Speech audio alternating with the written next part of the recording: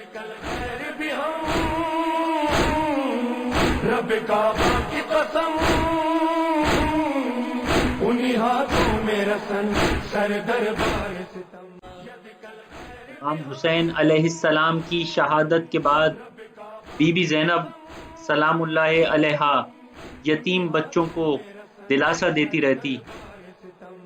امام کی شہادت کے بعد یزیدی فوج کے ظلم و ستم میں کمی نہیں ہوئی، بلکہ امام علیہ السلام کے گھر والوں کو قیدی بنا لیا گیا اور کوفہ و شام کے بازاروں میں پھرایا گیا اور پھر یزید کے دربار میں پیش کر دیا گیا. یزید نے انتہائی غرور کے عالم میں اہل بیت اطہار کو کہا کہ دیکھو کس طرح خدا نے تم لوگوں کو ذلیل کر دیا، بتاؤ کہ تم لوگوں نے کربلا میں کیا دیکھا.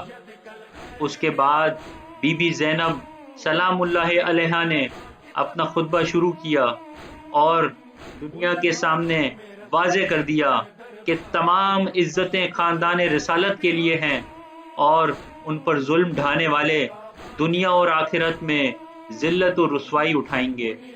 کیا کہا تو نے کہ حق سے ہمیں رسوائی ملی، ہم یہ کہتے ہیں ہمیں عزت و سچائی ملی. ہم کو قرآن ملا، رب کی شناسائی ملی، میرے پیاروں کو سنا پر بھی پذیرائی ملی. ابن مرجانہ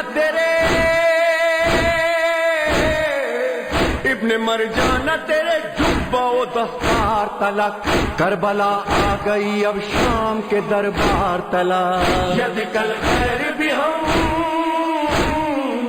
رب کعبہ کی قسم انہی ہاتھوں میں رسن سر دربار